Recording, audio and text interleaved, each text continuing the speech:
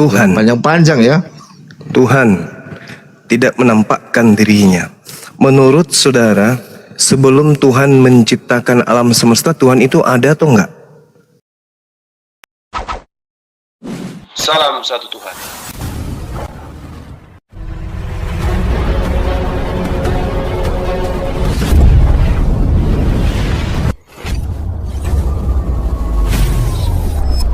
Ya, pengantar ini singkat para sahabat. Dukung semua ya sahabat-sahabat kita channel Densa News Muslim. Di like, di subscribe, di share sebanyak mungkin untuk supaya mencegah sahabat-sahabat kita di luar sana Tidak terpengaruh terhadap pemurtadan. Semoga Allah memberikan selalu sikap istiqamah. Salam satu Tuhan, Allahu Akbar. Belum adanya alam semesta ini, Tuhan itu sudah ada. Sudah ada. Sudah ada. Bagaimana cara Tuhan menyatakan dirinya ada? Dia menyatakan dirinya kepada manusia ciptaannya. Ih, kenapa ketawa itu? Nah, sekarang begini. Diam dulu. Makanya dengarkan narasiku ini.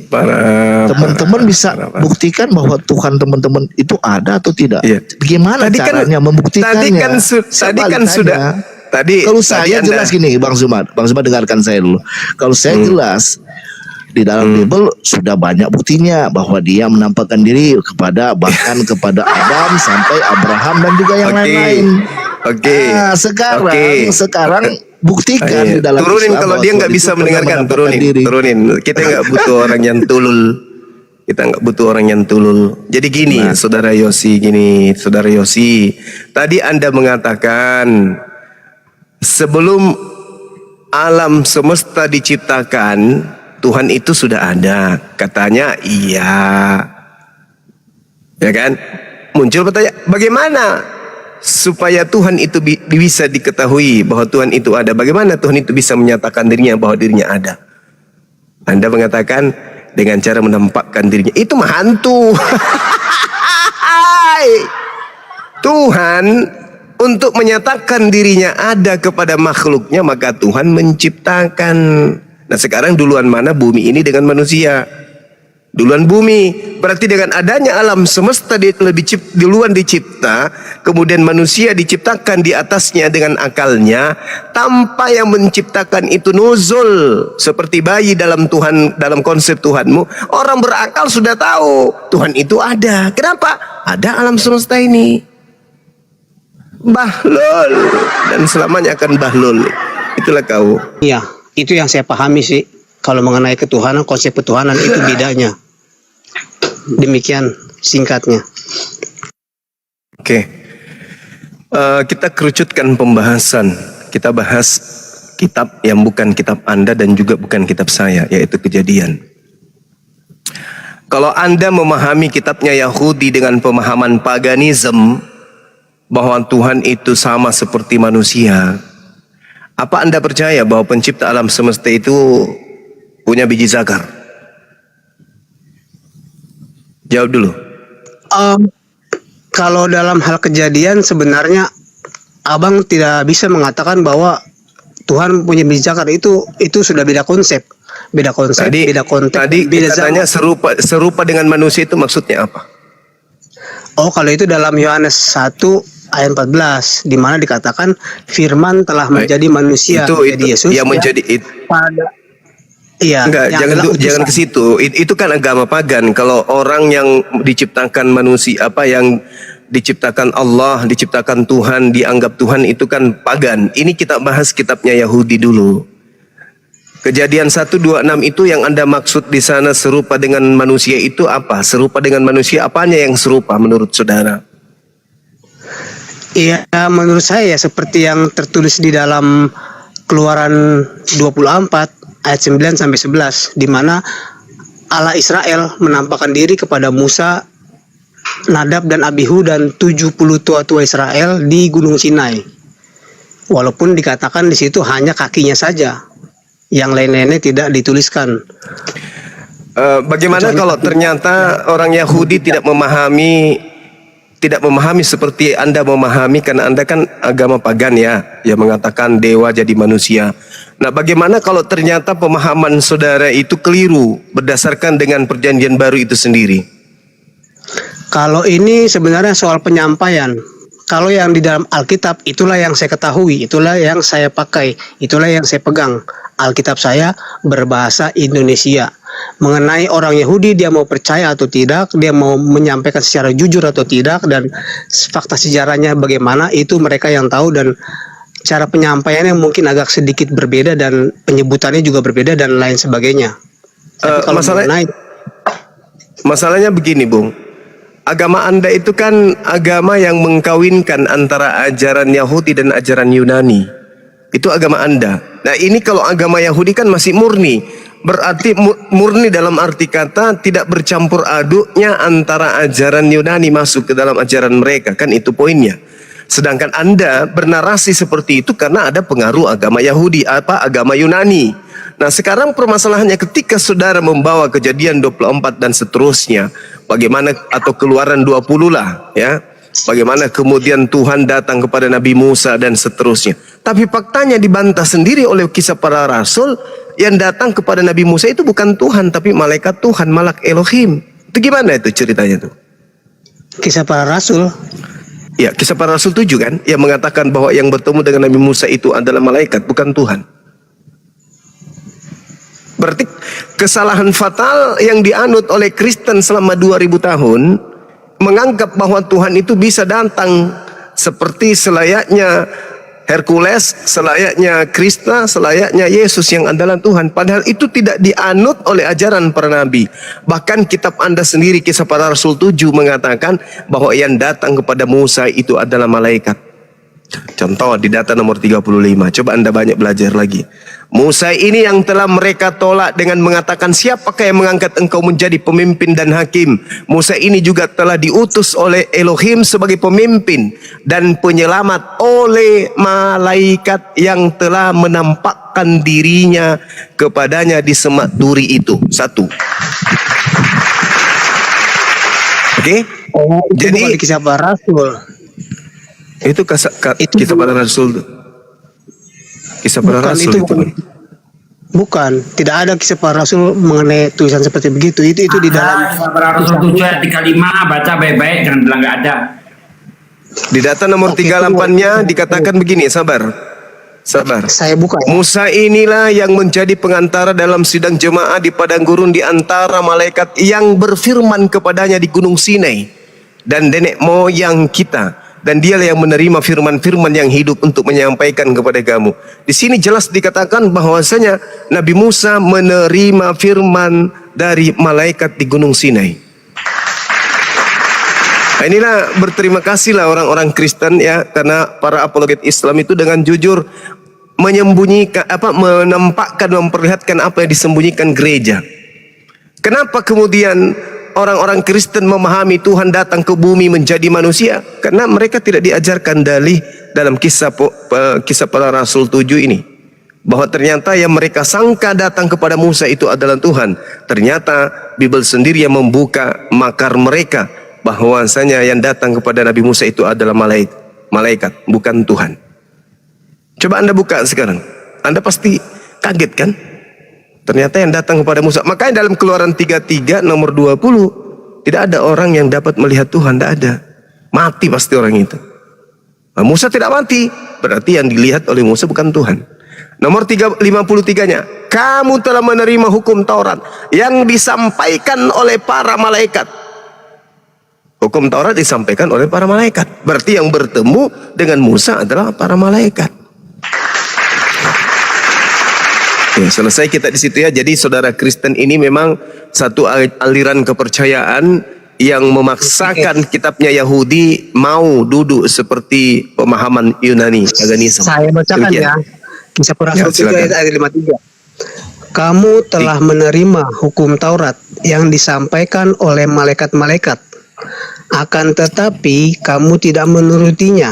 Dalam hal ini ayat di sini ini tidak menyatakan bahwa yang ditemui oleh Musa pada waktu zaman Nabi Musa di Keluaran, kitab Keluaran, itu bukan yang ditemui, bukan malaikat.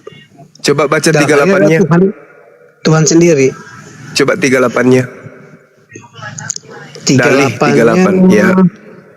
saya buka. Musa inilah yang menjadi pengantara dalam sidang jemaah di padang gurun di antara malaikat yang berfirman kepadanya di Gunung Sinai dan nenek moyang kita, dan dialah yang menerima firman-firman yang hidup untuk menyampaikannya kepada kamu. Gimana? Anda mau bantah kitab Anda sendiri? Tidak sih, hanya saya tunggu dulu. Saya sebelum membahas hal ini, saya dulu kan pernah mengatakan, bahwa setiap zaman Nabi Nuh, zaman Abraham, zaman Musa, Daud itu memiliki Tuhan atau tuan atau majikan di Firdaus yang berbeda-beda. Jadi ketika tunggu dulu. Jadi ketika misalnya saya ambil contoh, misalnya Tuhan menampakkan diri kepada Abraham itu di pohon Tarbantin ketika Tuhan mengatakan bahwa Sarah akan mengandung seorang anak. Lalu nanti ketika dia di zaman Nabi Musa itu memiliki tuan atau majikan yang berbeda lagi. Lalu apa namanya? Di mana Tuhan yang menampakkan diri kepada Abraham? Dia telah menjadi malaikat dan dia sudah berada di surga bersama para malaikat yang lain. Itu kalau saya tidak salah, saya pernah menyampaikan itu. Sedangkan Allah yang adalah firman ini, itulah yang esa, itulah yang kekal, yang satu Allah. Makanya dalam Katolik itu ada konteks Tritunggal, satu Allah, tiga diri.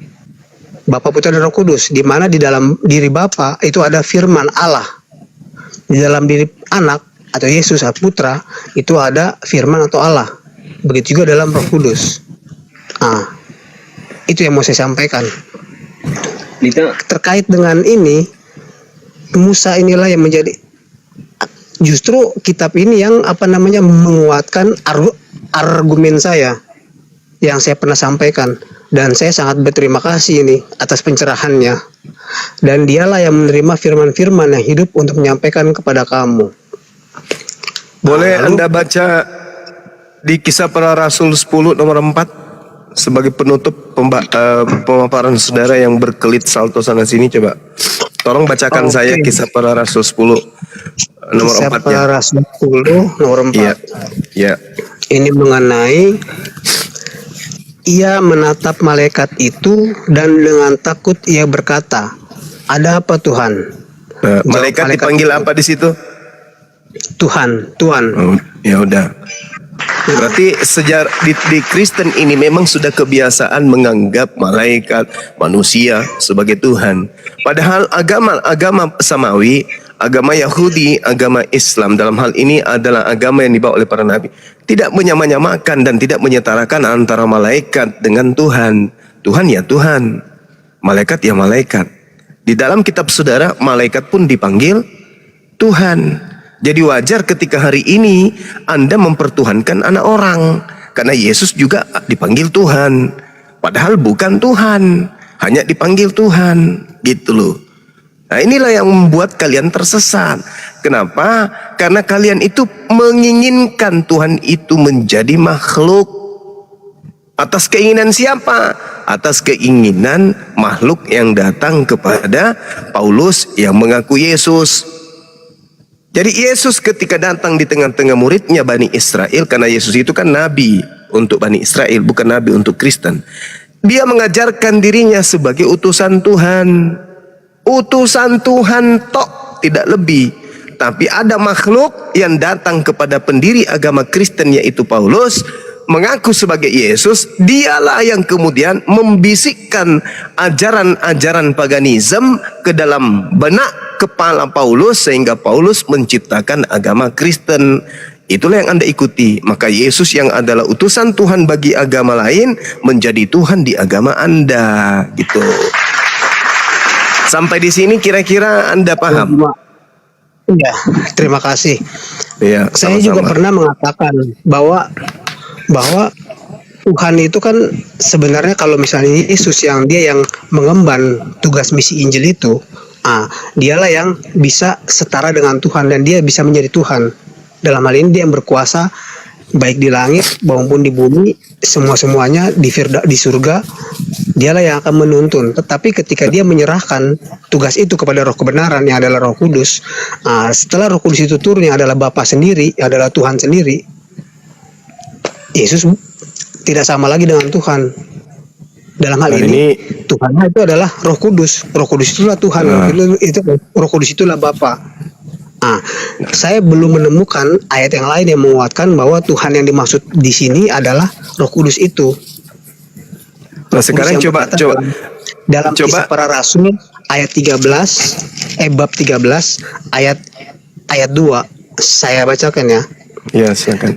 Pada suatu hari ketika mereka beribadah kepada Tuhan dan berpuasa, berkatalah Roh Kudus. Berkatalah Roh Kudus. Ini yang saya sering bilang sama orang Kristen bahwa Roh Kudus itu bukan pikiran Petrus atau pikiran Paulus atau tidak, bukan. Ini adalah nyata, wujud pribadi, sosok. Karena dia berkata itu dengan mulut. Ini yang saya tekankan, tapi mereka tidak mau percaya, terserah.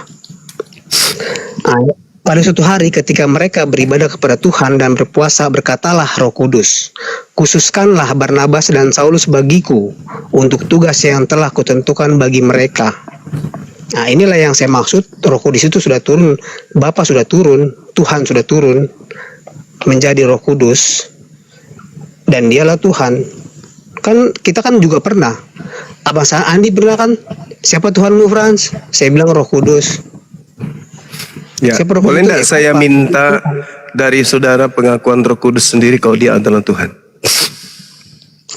Kalau dalam hal ini sebenarnya Roh Kudus yang menjembatani antara Yesus yang sudah naik ke Firdaus sebagai majikan, sebagai penguasa di Firdaus, walaupun masih ada kuasa yang lebih besar yaitu Bapa, yaitu Roh Kudus ini sendiri, Tuhan ini sendiri.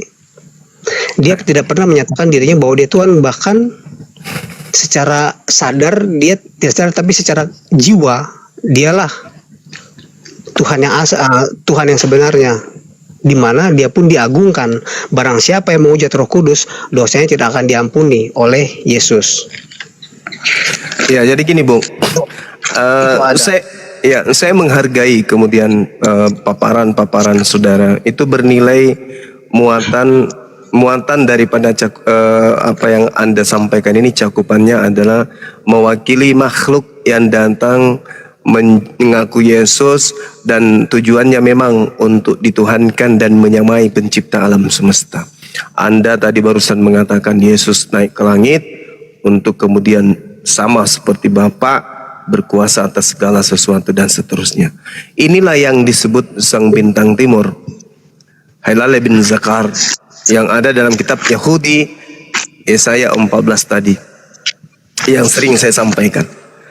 Nah, sekarang kalau Anda menarasikan seperti itu, kami gak heran kalau orang Kristen mengatakan Yesus adalah Tuhan, Yesus adalah pencipta alam semesta, dia adalah raja di atas raja, Yesus adalah ini dan seterusnya. Kami gak heran. Kenapa?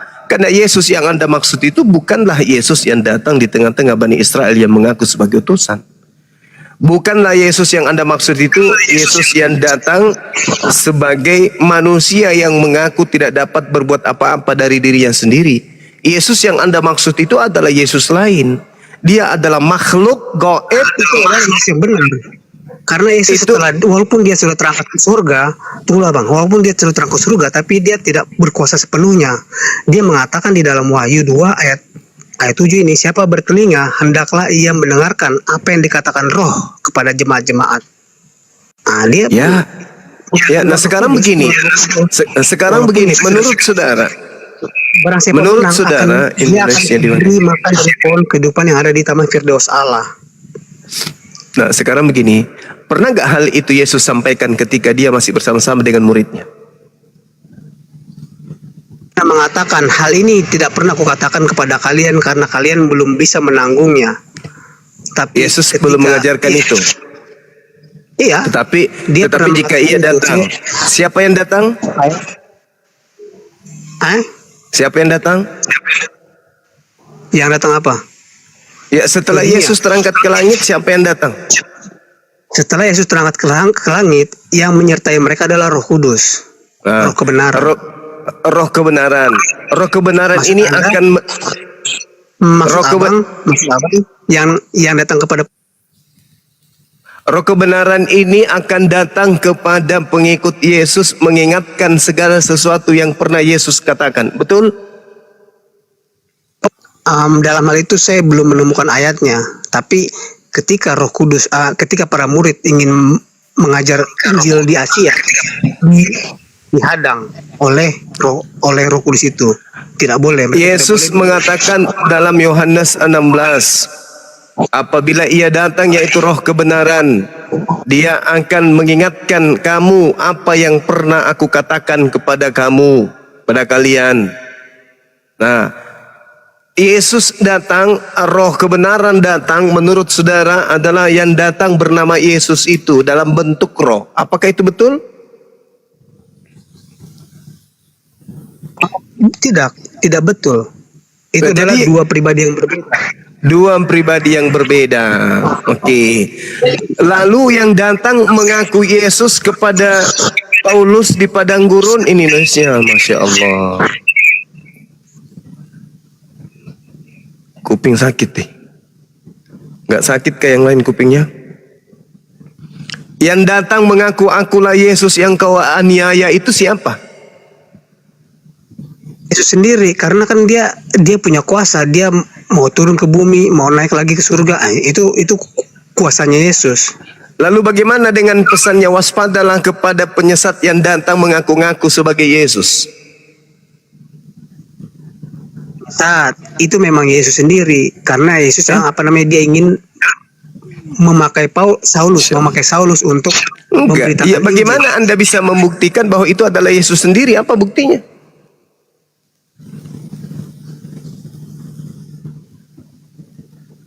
Karena ajarannya justru berbeda dengan ajaran ketika Yesus masih ada di bumi.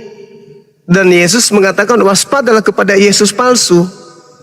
Terus apa yang Anda jadikan sebagai jawaban untuk membuktikan bahwa Yesus yang makhluk yang datang mengaku Yesus ini adalah Yesus asli?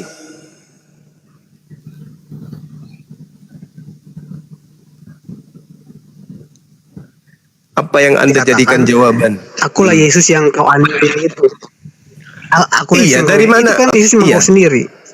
Dari mana Anda tahu Mengenai bahwa itu Yesus yang bahwa dia kan dari mana Anda tahu bahwa itu adalah Yesus? Mending ke gereja. Tapi biasa.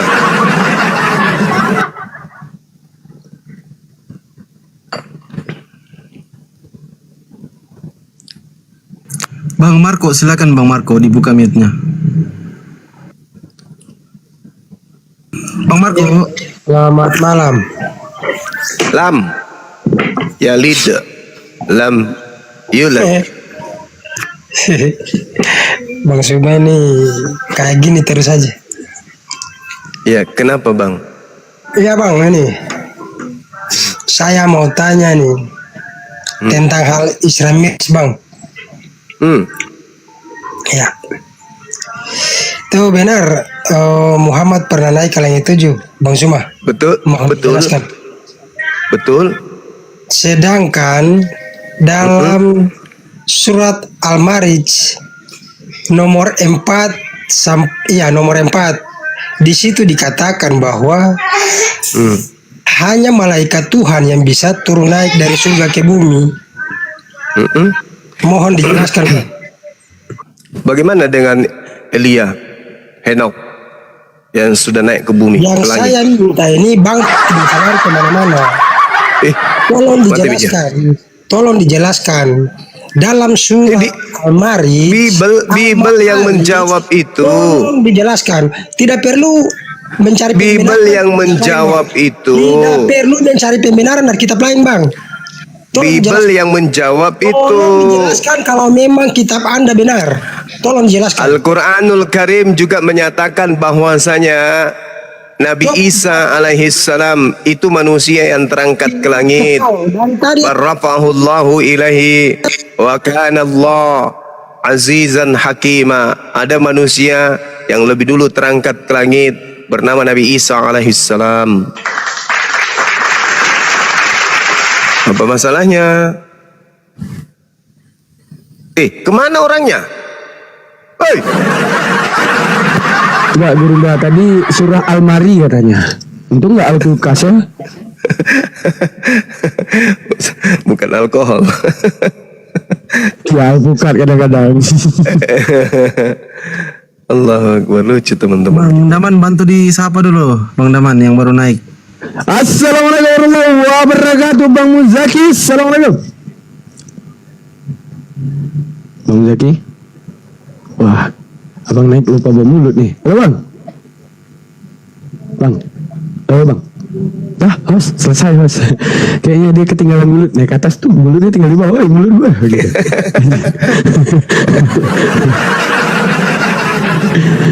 Saya diturunin dulu, dia ngambil mulut. Bentar lagi mungkin naik. Udah di bawah mulut deh. Ya Bang Muzaki ini Kristen atau Muslim Bang Muzaki? Kok naik di atas jadi berhala? Aduh, parah kali bah. Muslim bang. Ya Bang Ardi, cangkrek.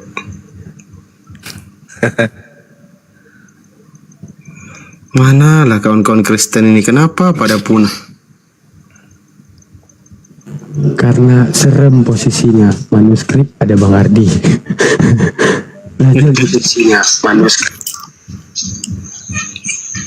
Coba diskusi yang baik, Marco. Jangan bertanya setelah bertanya kejang-kejang. maaf bang, jadi yang tadi tidak bagus. Ya di mute dulu bang. Kalau habis bertanya itu di mute dulu. Jangan ngerocos kejang-kejang. Bukan nyerocos bang, justru Bang Suman yang nyerocos kemana-mana. Yang saya tanya itu dijelaskan, diberikan pengertian kepada saya. Makanya Begitu. kamu diam, di mute. Bukan Kalau lari tidak, kemana-mana. kamu jadi ustadz saja besok. Kalau kamu tidak mau dengar. Mute dulu. Bukan bang, maksudnya begini, abang. Ini ngomong terus, abang diam sendiri. dulu. Diam dulu.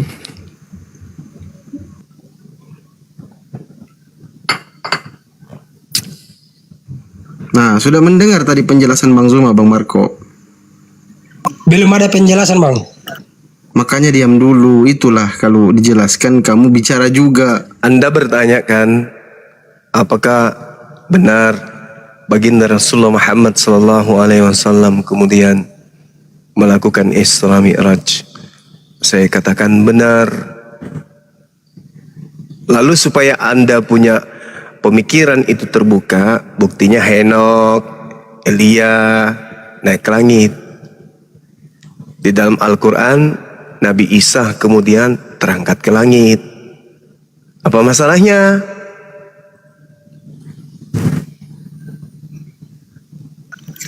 Jadi begini Bang Suma, yang saya tekankan di sini, apakah itu benar? Lalu kalau benar, kenapa di surat Al-Ma'arij nomor 4 berkata bahwa hanya malaikat Tuhan yang bisa turun naik langit dari surga ke bumi, hanya malaikat Tuhan. Itu pun kalau manusia setara 50.000 tahun. Di mana dikatakan hanya malaikat? Di mana dalilnya hanya malaikat? Di mana? Surat Al-Ma'arij, Bang Suma. Nggak ada itu, nggak ada hanya. Iya, saya tidak pakai H. Nggak ada hanya malaikat di situ bang. Coba jelas, itu ada. Coba Bang buka. Aduh. Ayat berapa sih bang? Ayat berapa bang? Ayat 4 katanya deh. Nggak ada. Nggak ada hanya malaikat. Ada itu Bang. Nggak ada hanya malaikat di situ, nggak ada. Ada. Masa kitab abang sendiri abang nggak tahu. Para malaikat dan Jibril naik. Aku bacain ya. Para malaikat dan Jibril naik menghadap kepada Tuhan dalam sehari setara dengan 50.000 tahun. Mana hanyanya? Nah, itu dia. Hanyanya mana? Nah, jadi itu malaikat saja setara 50. Enggak boleh jadi dulu, tanggung jawab dulu. Apa yang jadi? Hanya mana? Hanya Iya. mana? Ya mungkin saya salah ucap karena itu bukan kitab saya. Ya, coba dibantah dulu. Enggak usah tertawa. Coba dibantah dulu. Itu dijelaskan bahwa malaikat turun naik setara 50.000 tahun. Lah, bagaimana seorang manusia bisa naik dalam satu hari? Coba. Justru itu menjawab Isra Miraj, Bang. Coba dijelaskan. Gimana Gurunda? Coba abang-abang jelaskan. Coba. Apa yang jadi permasalahan Anda apa di sini? Masalahnya begini Bang Suma. Masalahnya begini. Masalahnya begini. Ya. Ya, Nabi Abang kan pernah Isra Miraj ke langit 7 kan? Iya. Nah, lalu di ayat itu dijelaskan malaikat turun naik dari surga ke bumi dalam satu hari setara 50.000 tahun. Iya. Nah, terus lalu bisakah manusia setara dengan malaikat? Begitu. Sekarang kamu bertanya aneh-aneh aja. Pertanyaanmu sekarang begini. Ketika Al-Quran menceritakan Maha Suci Allah yang telah memperjalankan hambanya Nabi Muhammad, yang memperjalankan di sini siapa? Pencipta alam semesta, betul? Allah, benar? Betul? Diperjalankan kemana Bang? Diperjalankan kemana? Tadi bertanya Isra Mi'raj, sekarang bertanya kemana? Wah, sakit. Maha Suci Allah itu maksud abang itu diperjalankan kemana? Mati aja. Oh abang, Tadi ini katanya penjelasannya gimana nih? Coba dijelaskan yang baik Bang. Iya, dijelaskan yang baik Bang, biar saya Isra mengerti. Miraj itu dari mana ke mana coba?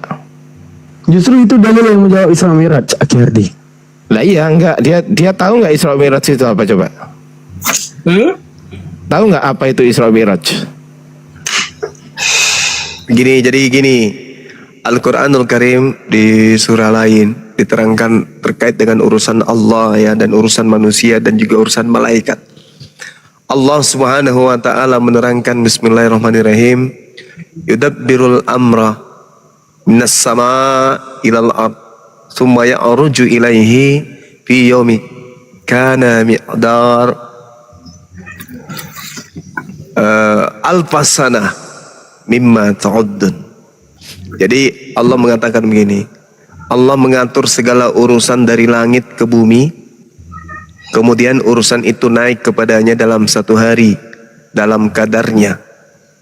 Nah, Nabi Muhammad SAW ini urusan Nabi Muhammad atau urusan Allah? Yang memperjalankan ini Nabi Muhammad sendiri yang mau, atau pencipta alam semesta dalam hal ini Allah yang mau memperjalankan? Berarti waktu yang digunakan perhitungannya kemudian ini apa? Waktunya manusia atau waktunya Allah? Kadar yang menjadi hitungan di situ adalah hitungan Allah atau hitungan manusia?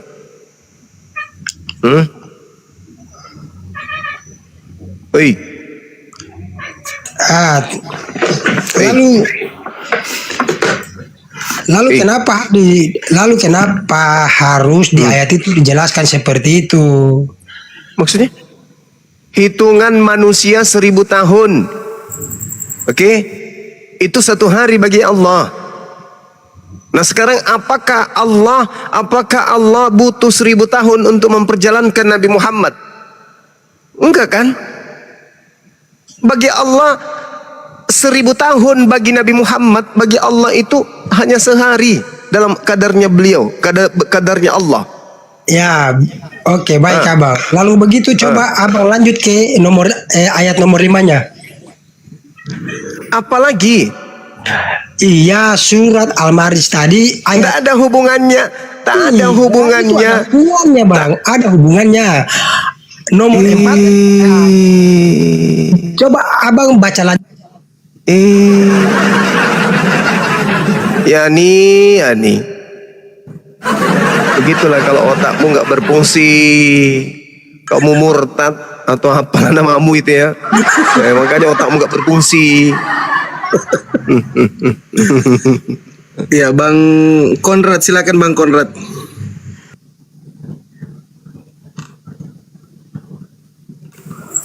Bentar ya Bang Juma, ada yang mau bentar ini mau lagi ngumpulin data, bentar ya Bang. Iya, silakan. Oh, ini yang ikut komen di VT saya itu ya? Konrad ya?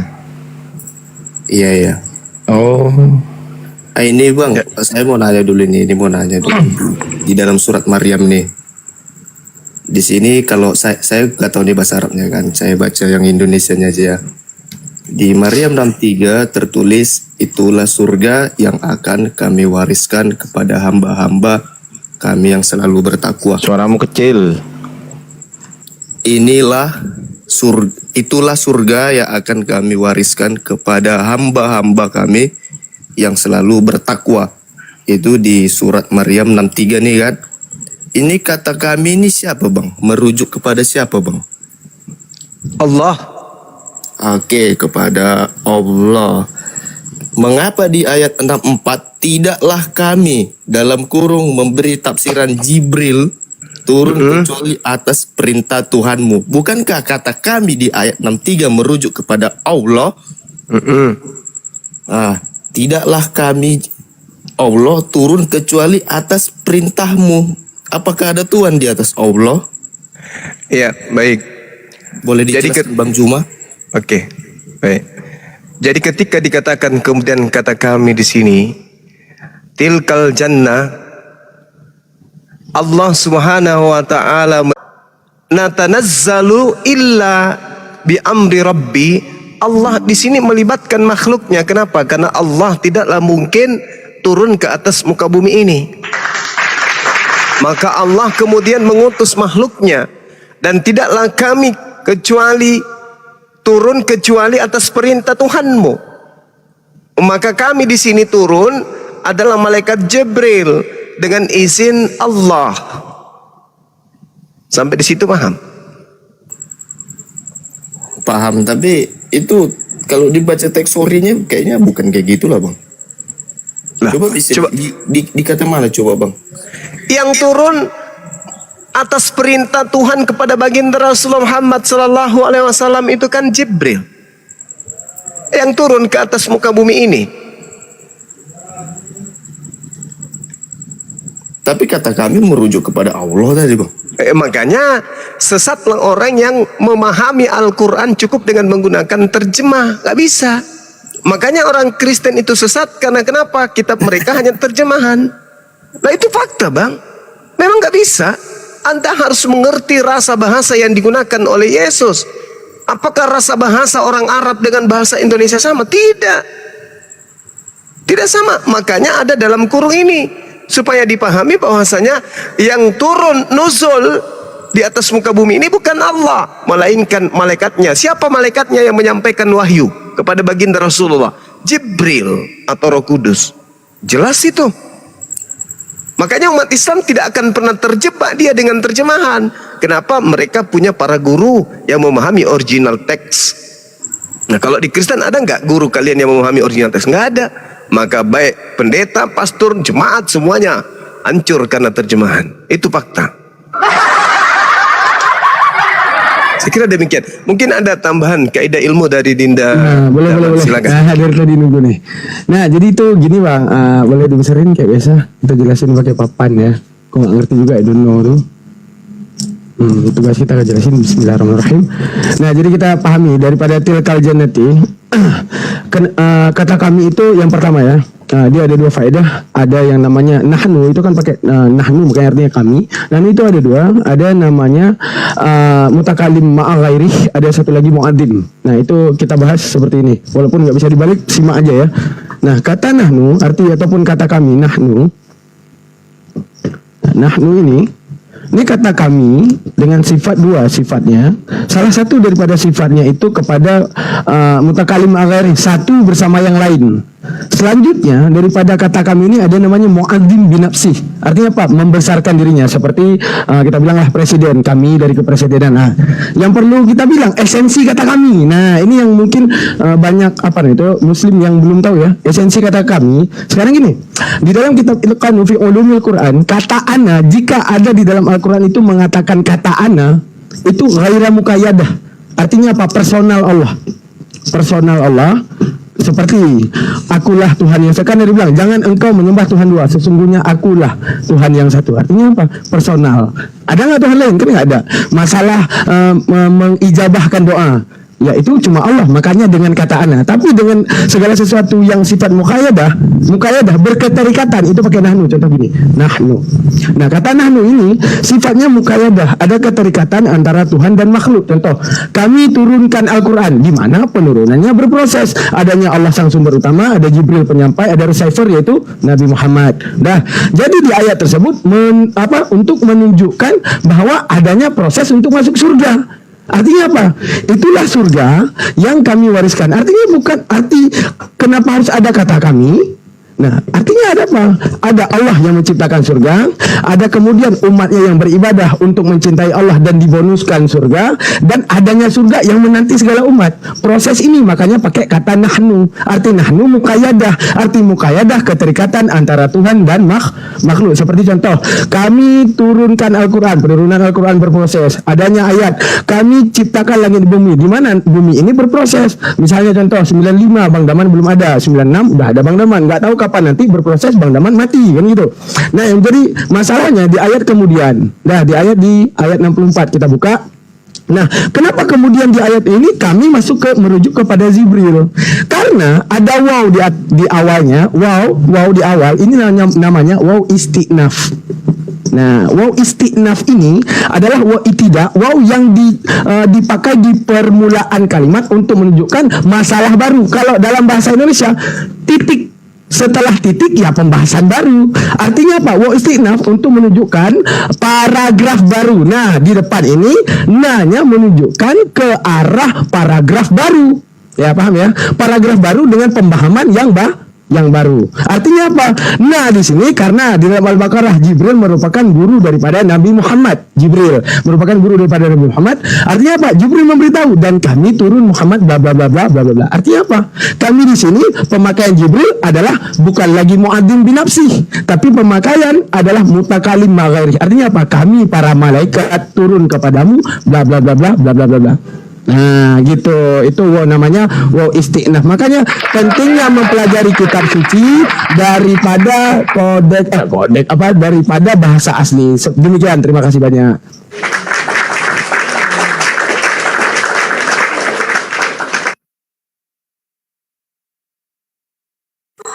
Berarti Bang, saya simpulkan berarti ada dua penyampai pesan lah di dalam ini ya Bang. Ada Jibril sebagai the messenger of Allah to Muhammad, dan Muhammad the messenger to manusia gitu Bang. Gimana? Coba ulang. Berarti dalam proses penyampaian wahyu Allah terhadap manusia ada dua kali penyampaian pesan ya Bang. Dua kali penyampaian pesan itu gimana cara Abang pahami? Coba. Jadi gimana? Coba diutarakan dulu. Menyampaikan dari Allah firman-Nya disampaikan kepada Jibril, terus Jibril menyampaikan kepada Nabi Muhammad. Begitu. Nah, gini Bang. Ada yang namanya di dalam konteks penyampaian dalam bahasa Arab. Coba dibesarin host. Nah, penyampaian dalam bahasa Arab itu dua. Ada namanya makiyatul qaul, ada namanya tuh makiyatul lafzi. Contoh, hikayatul qaul, Al-Quran itu menjelaskan maksud Allah di lisanil Jibril. Sama seperti Abang, menjelaskan maksud saya dengan lisan Abang. Contoh, saya ngomong kepada Abang, Bang Konrad, tolong ngomong sama Ustadz Sugi, bilang, aku adalah gubernur. Abang saat ngomong ke Ustadz Sugi, ngomong gimana cara ngomong? Aku adalah gubernur. Berarti Abang yang gubernurnya, bukan saya. Tapi menggunakan bilisanil Abang, dengan lisan Abang, dia adalah gubernur. Maksudnya Al-Quran itu ketika dalam kun fayakun Allah, artinya gini, kalamullah itu ada pada dirinya. Untuk kepada Jibril, apakah Allah ngomong dalam bahasa Arab? Tidak. Tapi bihaisu kun fayakun, Jibril paham segala maksud Allah. Nah, kemudian ketika Jibril menyampaikan kepada Nabi bilisanil Jibril, kan nggak mungkin Jibril ngomong akulah Tuhan, ya Nabi Muhammad nyembah Jibril, tapi bilisanil Jibril untuk kemudian mengajarkan kepada Nabi, dialah Tuhan, dialah segalanya, dialah seperti ini, dialah itu. Karena apa? Sama seperti abang saya ngomong nih, saya kalam utama, saya pemilik utama bahasa, saya ngomong aku adalah gubernur bang sampaikan ke Ustaz Sugi. Bagaimana cara abang menyampaikan? Bukankah abang harus ngomong aku adalah gubernur? Salah. Tapi abang harus menyampaikan dia adalah gubernur. Jadi konteksinya Allah Ta'ala adalah sumber utama. Yang kedua adanya Jibril sang penyampai. Yang ketiga ada receiver. Receiver mengambil segala sesuatu daripada pemahaman sumber yang daripada si penyampai gitu. Hingga kemudian kami bisa mencerna sebagai umat-umatnya Nabi. Sekian dan terima kasih. Semoga makin bingung. Lanjut. Berarti yang saya tangkap satu nih Bang Daman, berarti di dalam Islam juga percaya istilah. Saya udah jelasin Gurunda Zuma, lanjut Gurunda. Saya udah jelasin, udah capek Bang. Ya, berarti saya simpulkan deh kayak yang tadi Bang bilang. Berarti di dalam Islam juga percaya ada istilah berteofani ya, sama seperti Yahudi dahulu. Bang Zuma sama teofani itu di mana? Dalam penyampaian wahyu dari Allah kepada malaikat. Wahyu Allah. Kok teofani? Bukankah contoh gini ya, kelemahan daripada makhluk, daripada komunikasi makhluk, ada yang namanya komunikasi, ada di antara si penyampai dengan si komunikan, pendengar gitu ya. Adanya si penyampai, kalau bahasa Arab itu gini, adanya si mutakalim dengan mukhatab, itu lemahnya makhluk. Namun Allah untuk memberitakan sesuatu, bukankah Allah hanya dengan jentikan jarinya makhluk bisa paham? Bukankah Allah dengan jentikan jarinya malaikat Allah bisa paham apa yang kemudian maksud Allah? Apanya yang teofani? Apakah Allah Ta'ala masuk ke Jibril? Kan tidak. Dengan pemahaman, dengan jentikan jari Allah, dengan kun fayakun Allah. Artinya apa? Bukan Allah punya jari di sini. Maksudnya semudah itu Tuhan memahamkan kepada malaikat-malaikatnya. Udah, dilanjut. Lanjut Gurunda.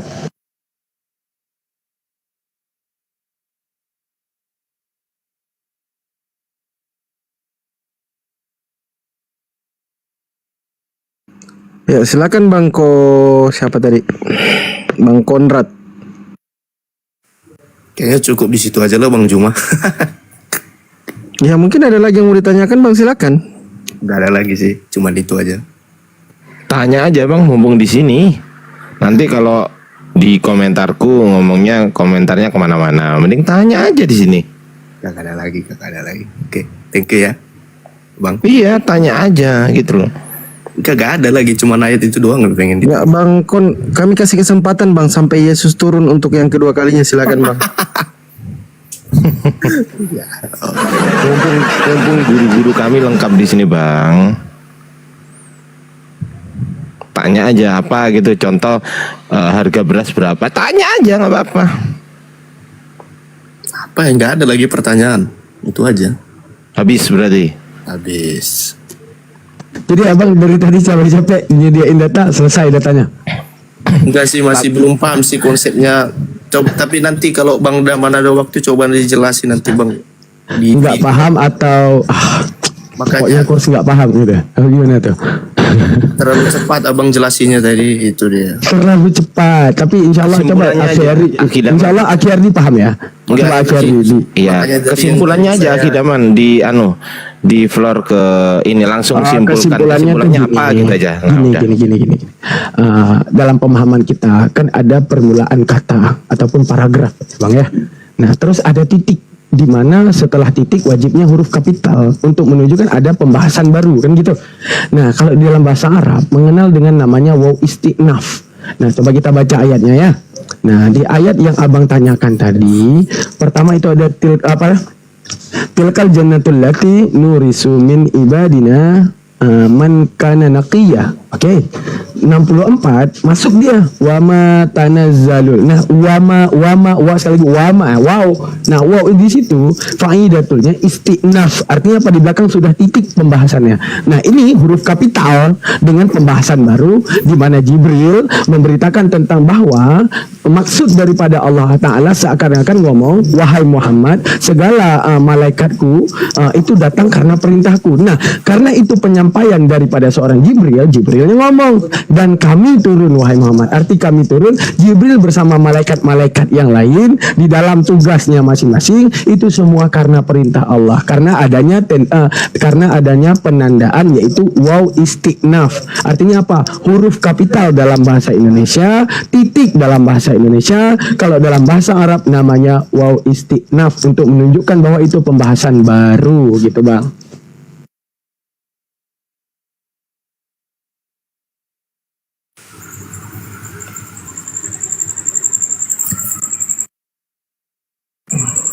Oke bang. Oh ya satu lagi nih. Judul ya. Ada lagi nih Zaman. bang. Satu lagi nih. Oh ya, lanjut silakan. Seperti yang kita tahu nih, tapi coba ralat saya kalau salah ya. Nabi Muhammad kan menerima Quran itu yang pertama kali adalah surah Iqra bismi rabbikal ladzi khalaq. Benar. Jika itu adalah surah pertama yang diterima oleh Nabi Muhammad, mengapa itu berpindah menjadi nomor 96 bang? Boleh jelaskan? Mukhtab hukum. Bukannya Mau dijelasin? secara mutawatir? Ya, itu adalah mukhtab hukum, perintah hukum pertama. Artinya apa? Nah, kita harus Kan Al-Quran disusun secara mutawatir. Mengapa itu ada perpindahan nomor, coba bang? Boleh dijelaskan? bentar. Coba Mutawatir itu dipahami dulu, mutawatir itu apa gitu. Iya. Jadi itu gini. Kita harus paham dulu bahwa kalau itu para ulama di dalam kitab itu kan fi ulumil Quran, beberapa kitab yang menjelaskan mekanisme Al-Quran, di mana mekanisme daripada Al-Quran tersebut kan ada tadi Jibril penyampai dengan lisannya untuk menjelaskan maksud. Nah, menjelaskan maksud daripada Allah. Ya, salah satunya ketika dijelaskan kepada Nabi Muhammad dengan lisannya. Ini saya pelan-pelan ya, biasanya saya kecepatan ya. Nah, ntar saya buka data dulu. Nah, apa itu dia menjelaskan dengan mukhtamnya. Tunggu, kok saya blank pertanyaannya? Tadi gimana pertanyaannya? Tadi saya udah tahu jawabannya, tapi tiba-tiba blank dengan pertanyaannya. Oh, Iqra bismillah, di masalah Iqra bismillah. Nah, jadi kan pertanyaan kita, apakah Nabi Muhammad, apakah Jibril datang bawa papan? Bacalah Muhammad. Bukan, tapi itu Iqra itu adalah kata perintah. Diambil daripada qara'a yaqra'u qur'an fahuwa qari'un wa takamakru'un Iqra. Artinya perintah. Artinya seakan-akan Jibril memberitakan, wahai Muhammad, kapanpun kamu membaca, maka bacalah dengan bismillahirrahmanirrahim. Nabi Muhammad bilang, loh kok nyuruh saya nggak bisa baca. Kapanpun kamu baca, maka bacalah dengan bismillahirrahmanirrahim. Loh kok suruh saya, kan saya nggak bisa baca. Hingga akhirnya ayat pertama di dalam Al-Quran adalah bismillah. Iqra adalah perintah pertama. Dah, belum lagi penjabaran masalah nanti u'alifu bi bismillah, aqra'u bi bismillah. Itu panjang, tapi yang pendeknya saja menunjukkan apa? Di Iqra itu perintah pertama, yaitu baca apapun, lakukan apapun, tulis apapun kerjaan kalian di bumi ini, sertakan dengan bismillah. Makanya bismillah menjadi ayat pertama, karena apa? Itu perintahnya. Makanya itu menjadi wahyu pertama. Artinya apa? Pengenalan tentang nama Allah dan perintah awal di balik setiap kehidupan, maka sertakan dengan nama Allah. Makanya itu menjadi ayat pertama, yaitu bismillahirrahmanirrahim. Karena ada perintah tadi dari Allah Ta'ala yang disampaikan oleh Jibril. Muhammad, kapanpun kamu baca, bacanya dengan bismillahirrahmanirrahim. Makanya bismillah jadi ayat pertama. Gitu. Ya. Bentar bang, yang saya tanya itu susunannya bang. Iya, masalah susunan itu ada beberapa sulfat itu. Nah, ada beberapa sulfat. Kalau saya mau bahas sulfat ini panjang waktunya bang. Mending nanti suatu saat ambil WA saya jelasin tuh. Daripada kalam fada dan segalanya itu panjang nanti. Urutan ayat-ayat Al-Quran mungkin ya. Iya, urutan ayat-ayat itu bertanya. Kan panjang ya sejarahnya. Oke, lanjut. Itu kan tahu ya kan? Enggak. Aku cuma dikit aja. Aku mau ngomong apa juga. Ini kan tahu kifiyah gitu kan? Iya, itu tahu kifiyah itu bang. Ya, artinya bisa kita bilang itu kesepakatan sahabi boleh juga. Cuman kalau kita mau bahas daripada kalam hufada nanti ya, di mana penelitian para hufada hingga akhirnya memutuskan ini kedua, ini ketiga, ini keempat, di mana ada juga mushaf yang tidak seperti itu. Apakah itu menjadi kejanggalan? Enggak. Artinya itu ketika nanti berbeda penomoran itu nggak jadi menjadi kejanggalan, karena ada salah satu sahabat Nabi di masa Utsman yang menyetujui dengan itu penomoran yang lain gitu. Itu panjang bang kalau mau kita bahas sejarah itu bang. Ya kalau di Ulumil Quran itu kan Ada tuh kan? Waalaikumsalam. Lanjut. Waalaikumsalam warahmatullahi wabarakatuh, guruku. Lanjut, Ustaz. Apa yang dilanjut? Apa kabar ini Ustaz Tata? Lama tak jumpa. Berarti ini Bang, Quran juga butuh dikanonikan. Nggak butuh, nggak ada. Tapi Bang bilang tadi disusun. Nih. Coba gedein. Bukan kalau di kanon itu kan dipilah dan dipilih. Ya benar. Kalau dipilah dan dipilih berarti kan ada ubahan susunan nomor tadi. Siapa yang bilang? Nggak ada kanon, yang ada kodifikasi. Tentang urutan ayat-ayat Al-Quran ini ada di Al-Itqan fi Ulumil Quran ya. Nanti aku kasih tahu sampulnya di atas. Tahu. Ada kitabnya yang ada bantu. Lanjut. Nah, berdasarkan ijma para ulama dan nas-nas yang mutaradifat atau yang serupa, bahwa urutan ayat-ayat Al-Quran itu bersifat tauqifiyah atau berasal dari Allah Subhanahu wa taala. Tidak ada syubhat, tidak diragukan lagi. Nah, jadi banyak nih saya kalau mau ke atas mau lihat nih kitabnya nih. Nah nih kitab Imam Jalaluddin As-Suyuti nih, Al-Itqan fi Ulumil Quran. Nah, bisa dibaca di sini dan sudah saya peta-petakan di sini nih mengenai bagaimana wahyu diturunkan, jumlah surat dalam Al-Quran, kemudian banyak sekali kodifikasi Al-Quran. Gak ada kanonisasi nih, gak ada. Mungkin Bang Ardi itu sih. Mungkin yang ditanya. Kalau mau, ya silakan Ustaz. Iya, mungkin yang ditanyakan gini, kenapa secara asbabun nuzul ya? Al-Quran itu kan Al-Alaq, Al-Qalam, Mujammil, Mudassir, Fatihah, Al-Lahab, At-Takwir, Al-A'la, Al-Lail, Al-Fajr. Tapi tiba-tiba kok menjadi Al-Fatihah, Al-Baqarah, Ali Imran, An-Nisa gitu. Itu maksudnya gini. Secara asbabun nuzul memang urutannya itu Al-Alaq, Al-Qalam, Mujammil, Mudassir. Lalu tauqif itu apa? Rasulullah yang mengatur itu. Jadi surat-surat yang panjang oleh Allah, oleh Rasulullah diatur menjadi taruh di awal-awal. Ya, jadi kalau secara asbabun nuzul bukan Al-Fatihah, Al-Baqarah, bukan gitu. Tapi Al-Alaq, Al-Qamal, Mujammil, Mudassir, Fatihah, Al-Lahab, At-Takwir, Al-A'la. Lalu oleh Rasulullah dirubah menjadi Al-Fatihah, Al-Baqarah. Jadi surat yang panjang-panjang oleh Rasulullah ditaruh di awal-awal. Supaya orang menghafalkan itu mudah, gitu. Makanya kalau sudah hafal Al-Baqarah, Ali Imran, An-Nisa, Al-Maidah, Al-An'am, Al-A'raf, pasti nanti 20 ke atas itu kan pendek-pendek suratnya, itu mudah dihafal gitu. Nah, pertanyaannya kenapa Al-Fatihah justru di awal? Karena Al-Fatihah itu umul Quran, induknya Al-Quran, sehingga taruh di awal. Nah, setelah Al-Fatihah surat panjang-panjang memang tauqif. Sengaja oleh Rasulullah taruh di awal-awal supaya mudah dihafalkan gitu. Itu mungkin pertanyaannya itu. Gitu. Tapi nambahin dikit lagi ya. Ini mungkin ini yang dimaksud ya. Maka Utsman berkata, telah turun kepada Rasulullah SAW surat-surat yang memiliki jumlah ayat. Maka setiap ada wahyu turun, beliau memanggil sebagian orang-orang yang menulis wahyu itu. Kemudian beliau Rasulullah berkata, letakkanlah ayat-ayat itu di dalam surat yang disebutkan di dalamnya ini dan itu. Nah, berarti ini langsung otoritas dari Rasulullah, gitu ya Bang Kon ya.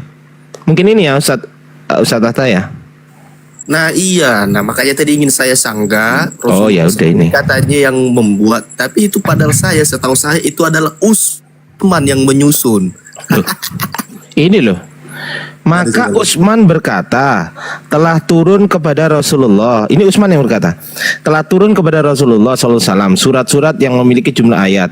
Maka setiap ada wahyu turun, beliau Rasulullah memanggil sebagian orang-orang yang menulis wahyu itu. Kemudian beliau Rasulullah berkata nih, letakkanlah, berarti siapa yang ngomong ini? Rasulullah kan? Letakkanlah ayat-ayat itu di dalam surat yang disebutkan di dalamnya ini dan itu. Utsman udah tahu gini loh. Gimana coba? Nah, kalau Bibelmu siapa yang nyusun, yang ngasih ayat itu siapa, Bang? Kalau Bible, siapa yang ngasih ayat 1, ayat 2, ayat 3, ayat 4 itu siapa tuh, Bang? Karena di dalam kodeks itu nggak ada, jangankan nomor, jangankan ayat ya. Apa namanya ya? Spasi aja nggak ada loh ini. Coba kita cek. Nah ini, siapa yang ngasih ayat nih, Bang? Ini spasi aja nggak ada ini.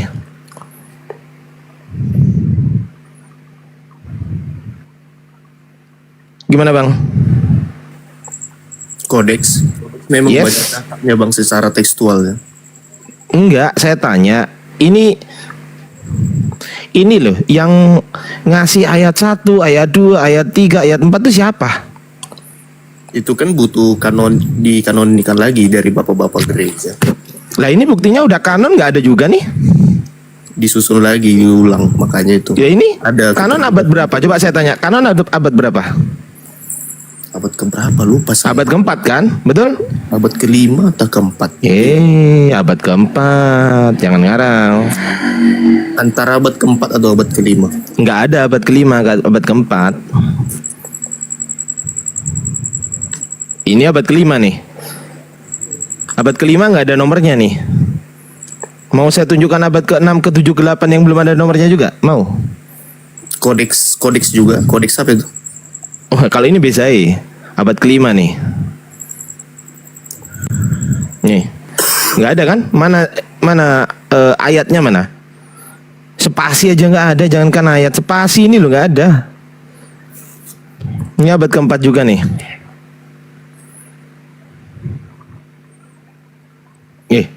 Oh.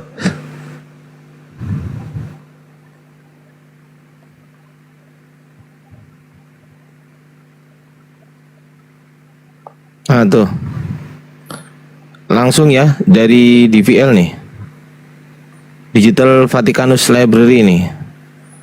Tapi masih muter-muter. Ini juga nggak ada spasi-spasinya. Gimana tuh, Bang?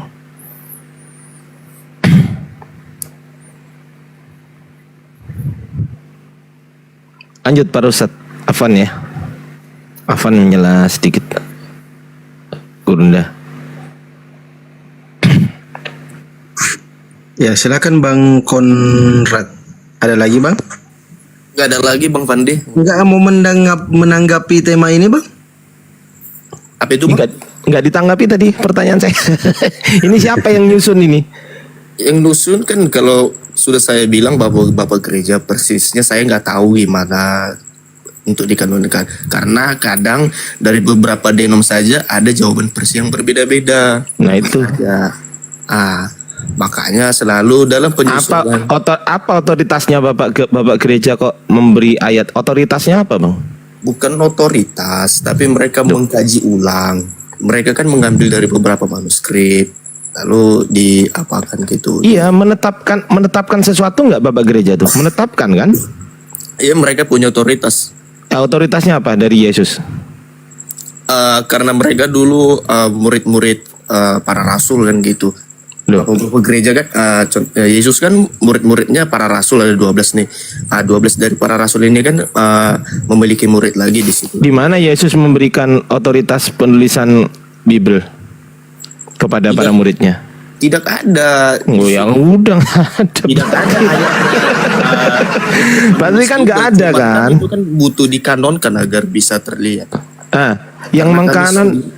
Ya, yang mengkanon tuh otoritasnya apa tuh? Yang mengkanon tuh kok dia sehingga dia berhak untuk memilah dan memilih ini firman Tuhan dan ini bukan firman Tuhan. Apa otoritasnya, Bang? Ya otoritasnya sebagai bapak gereja. Iya, otoritasnya dapat dari mana? Otoritas itu kan diberi, Bang. SK-nya mungkin Bang Konrad. Ya, SK-nya dari siapa? Yang namanya otoritas itu ada pemberi, ada yang diberi, bener nggak? Bentar saya baca, saya cari dulu ayatnya. Waduh. Jangkrik. Ini guru-guru saya kalau mau masuk ya, Guru Ndazuma. Aduh tidur. Aduh, jam berapa sih di sana? Belum jam 12 loh. Kok tidur sih? Setengah 1 di sini Bang Ardi.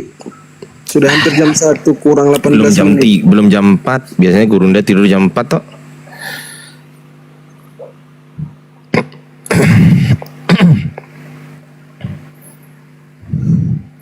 Enggak, aku yang heran tuh siapa yang ngasih ayat itu loh.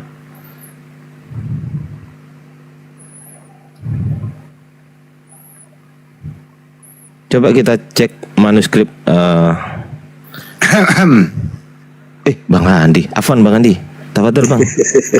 Kalau Abang Enggak cuma numpang batuk aja ini kok pada dia minta tuh. Bang Andi. Lanjut aja Bang Andi kalau mau masuk ya Bang Andi ya. Terusin aja dulu, gue lagi nggak enak Bang Andi dari tadi kemana? Kok nggak monitor sama sekali? Seharian aku tugas luar. Siap Bang.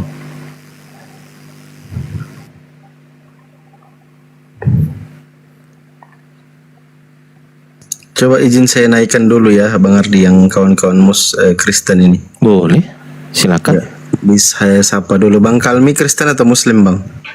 Selamat malam Bapak semuanya. Kristen Bang? Ya Kristen, saya Kristen. Kristen apa Bang? Hah? Kristen apa? Katolik, Protestan? Protestan. Silakan. Bida sola fide ya. Di mute dulu Bang ya, Kal, nanti sebentar setelah Bang Konrad selesai baru Bang Kal. Silakan Ya, Bang Ardi. Bentar dulu Bang. Iya, Anda sebentar. Silakan Bang Ardi.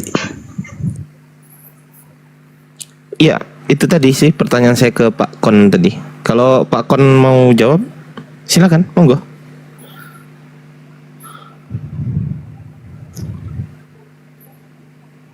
Gimana Bang Konrad? Pas? Kalau nggak bisa Bang, ngelambaikan tangan aja Bang ya, Bang Konrad ya. Oh ini bentar ayatnya ini. Oh iya siap. Bilang melalui otoritas untuk dikanonkan kayaknya memang nggak ada ya tersirat. Ya itu. Nggak ada ayat tersirat di dalam Bible. Cuma di dalam Markus 16 ayat 15 itu tertulis lalu berkata ia kepada mereka, pergilah ke seluruh dunia, beritakanlah Injil kepada segala makhluk. Itu di mana? Matius. Markus 16 ayat 15. Markus 16 ayat 15. Oke, kita buka ya. Markus 16 ayat 15. Oke, kita buka. Bentar. Sebentar ya, Bang. Oke, Markus 16 ya? Iya, ayat 15. Oke.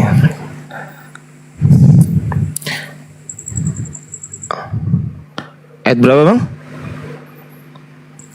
15. 15. Ya, ini benar ya Markus ya, Bang ya? Ini Markus 16 ya, benar ya, Bang? Bang. Iya, kelihatan ya. Bah, ayatnya kok cuma sampai 8, Bang? Loh. Lah kemana 9, 10, 11, 12? Aduh. Gimana, Bang? Ayatnya nih loh. Nah, 16 kan? Nih 16. 1 2 3 4 5 6 7 8. Kenapa berhenti di gini? Masih diantar kurir Bang Ardi, masih diantar kurir itu. Kitab apa, Bang? Loh, Codex Sinaiticus ini masa nggak tahu sih, Abang? Ini kodeks tertua Anda. Kalau kodeks ini nggak ada, Abang nggak punya kitab. Ini abad keempat, tertua, paling awal ini. Mau saya buktikan? Oke, kita buktikan apakah betul. Kita buktikan. What is Codex Sinaiticus? Codex Sinaiticus is a manuscript of the Christian Bible written in the middle of the 4th century, Bang. 4th century itu berarti abad keberapa, Bang?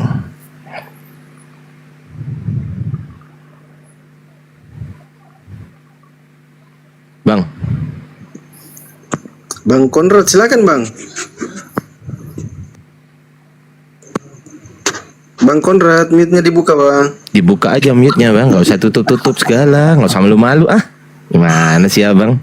Pakai malu-malu segala. Tadi katanya Markus 16. Ini kok gak ada ayatnya, gimana ini? Ini loh. Nih ya, aku nggak bohong ya teman-teman ya. Tuh, tuh, mentok nggak nih?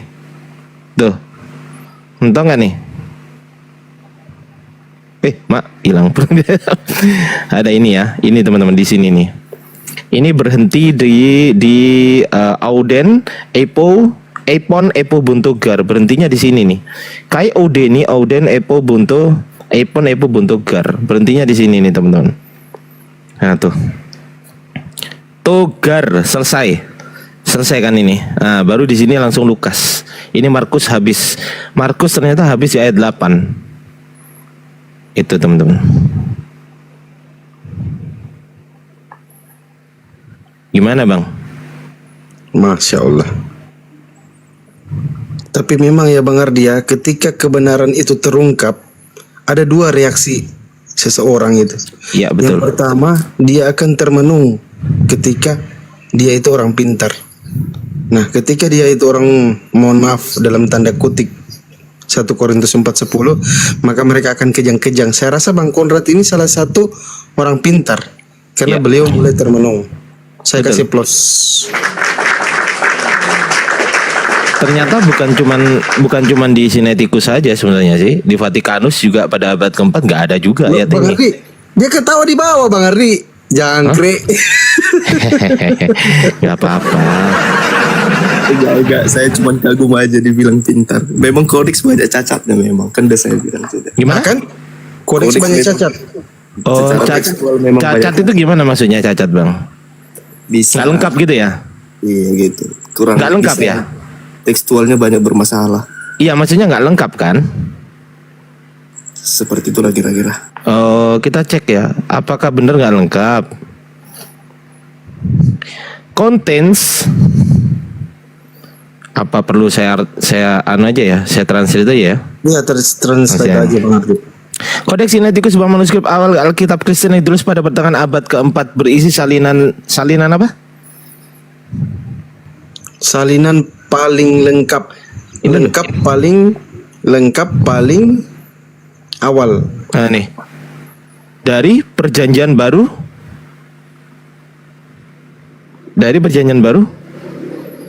Kristen. Katanya nggak lengkap tadi. Ini kenapa lengkap ya tulisannya ya? Oh salah tulis ini. Sorry. Salah tulis ini. Gak apa-apa sih. Salah tulis. Aduh, memang kenyataan tuh pahit bang. Emang pahit memang. Memang Bang Ari ada obat yang manis. Saya buka yang Sinaiticus, yang Vatikanus.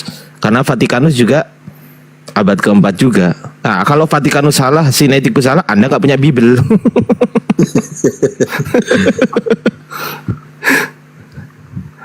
Masya Allah. Silakan Bang Konrad. Teman-teman di bawah minta tolong di follow kami dong. Mumpung 4100, minta tolong follow akun saya, follow akun Bang Zuma, Ustadz Sugi, Bang Hadi Celebes, Bang Daman, dan juga hostnya ya, di report hostnya gitu. Sorry, di follow juga. Wah, ditendang juga sama hostnya nih lama-lama. Silakan brother, ditanggapi brotherku Konrad.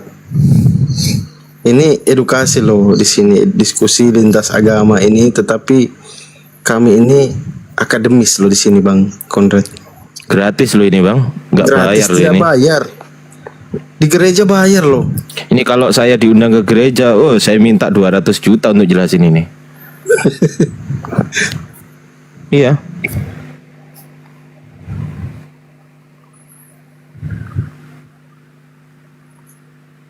$200 juta belum uang makan tuh. Uang makan sendiri aku nggak mau. Jadi ini Bang Konrad yang membuat para pendeta-pendeta Anda di dalam kelompok-kelompok Anda itu takut untuk naik diskusi lintas agama, takut untuk dialog Bang Konrad. Kenapa? Karena takut ketika kebenaran itu terungkap, mereka bukan merenung, tapi kejang. Gitu loh Bang. Silakan Bang Konrad, ada lagi yang mau ditanyakan. Kristologi bisa itu Bang Ardi, soal kodeks. Guru Zuma kok diem sih? lagi ini mungkin minum kopi campur masako biasa, seperti Andi? biasa. Kurunda? Pak De? Wah, jadi nggak enak. Aku kecilin aku, Bos. Kecilin aku, Bos. Siap. Iya, Daman juga jadi nggak enak. Apa gara-gara Daman kepanjangan gitu ya? Enggak, aku jadi nggak enak juga nah.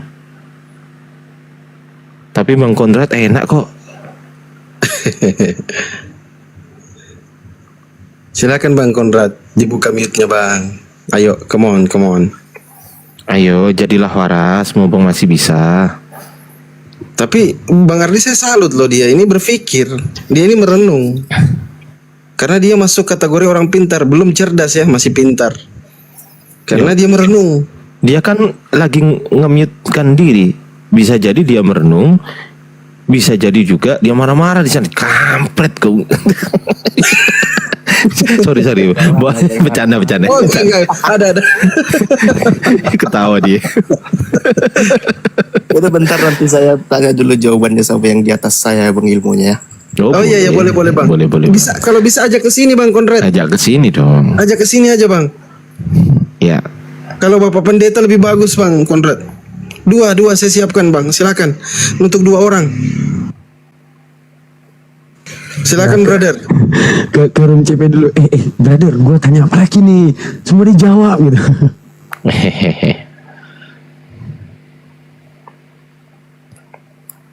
Ya silakan brother, panggil berdua ke sini supaya bisa kita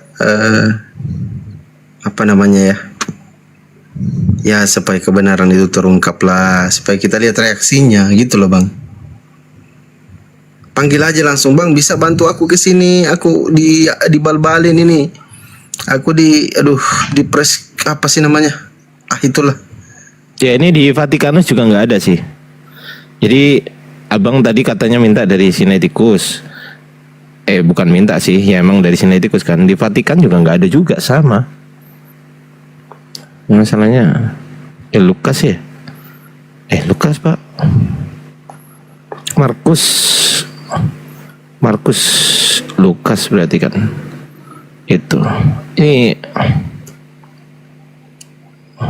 kita cek dulu ya. Jaringan saya kalau jam segini bikin kesel nah.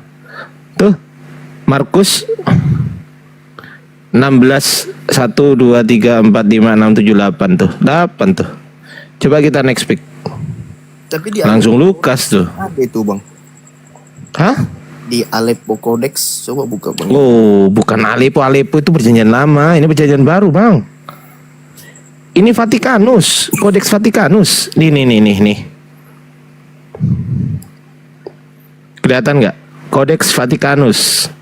Ya. 4th century. Vatikan. Kelihatan Bang? Nah tuh, isinya Markus 16 1 2 3. Ini Vatikanus ya, cuman ini kayaknya agak lola nih, loading lama nih. Ya ntar dulu Bang Ardi, ini lagi Ponefriend, apa sih namanya? Ponefriend. Gimana nih? Jangkrik. Ngapain ente itu?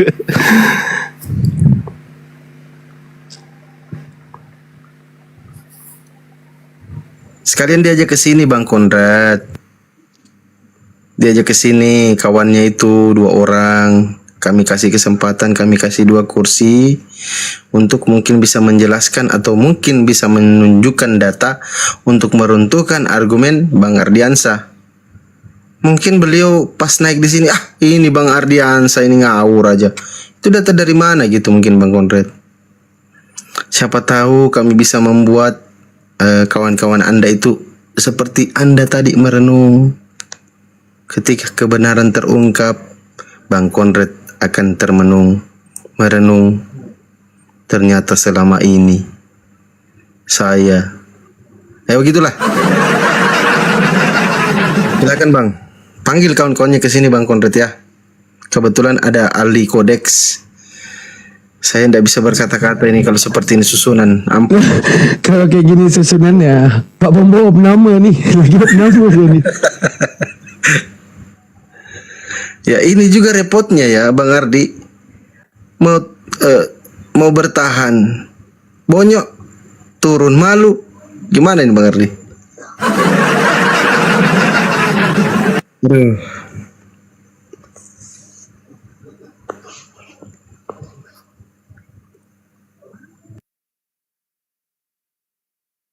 Mute-nya dibuka. Buka, oke. Astagfirullahaladzim. Host. Ini host, ulah host nih. Ini akhirnya ulah host. Emang saya ada lihat tadi di mute sama host. Serius, saya ada lihat hostnya ini. Markus ya, berarti 1303. Cek 1303. Bang Kondrat masih monitor nggak? Masih jelas nih, coba nggak usah ini luar biasa loh berarti. nggak usah ditutup ya, nih ya, di sini kelihatan di sini Bang. Ini yang nggak ada bahasa Indonesia sama sekali nih, nggak ada tuh, nggak ada ya. Kai odeni, oden, ipon, epo bunto gar ya. Kai odeni, oden, ipon, epo bunto gar. Selesai. Epo bunto gar ini adalah Markus 16 ayat 8. Tuh kata markon, selesai. Ditutup sama ini, tuk tuk tuk tuk tuk tuk, selesai tutup. Nah tuh nggak ada kan, selesai tutup kan. Nah nggak ada kan, nggak ada kan, tuh selesai kan. Baru halaman setelahnya, halaman 1304 baru Lukas. Itu kan. Nah, ternyata kalau di tempat Anda kan Markus 16 ini kan. Bener nggak Epo Buntugar Ardiansa? Mari kita cek nih Markus 16 nih. Ayat 8 nih. Kita cek Greeknya ya kan. Odeni, Oden, Epon, Epo Buntugar tuh selesai. Ada lagi nih, habis kan? Hanya sampai gar. Tiba-tiba gar itu adalah sampai takut ini loh. Takut. Tiba-tiba ada tambahan ini nih. Dengan singkat mereka katakan dan seterusnya. Nggak ada ayatnya loh ini loh. Coba mana ada dengan singkat mereka katakan? Tuh nggak ada loh ini. Ini nggak ada original teksnya. Ditulis tapi nggak ada original teksnya nih. Karena takut doang. Terakhir sampai takut, gar. Selesai sampai sini doang. Nggak ada. Makanya tadi abang bilang Markus 16 ayat berapa? Ayat 9 apa? Ayat berapa tadi? 19, 16. 15. 16. Ini kan? Nggak ada ayatnya ini bang. Nggak ada ayatnya. Terus Ayat munculnya dari mana Bang Ardi? Munculnya tiba-tiba di abad ke-5 di Kodeks Bezai, tiba-tiba muncul. Waduh. Berapa Tiba-tiba tahun muncul di jangka Bezai. waktunya? Berapa Ya, tahun Bang Ardi? 100 tahun lah, satu abad kok. Waduh. Iya, tiba-tiba muncul di Kodeks Bezai ini ya, aku buktikan ya. Kodeks Bezai kan ya. Kita cek. Koneksi Anda terganggu. Astagfirullahaladzim. Nah ini. Oke. Ya Markus. Ini Markus 16 tulisannya. Kelihatan bang?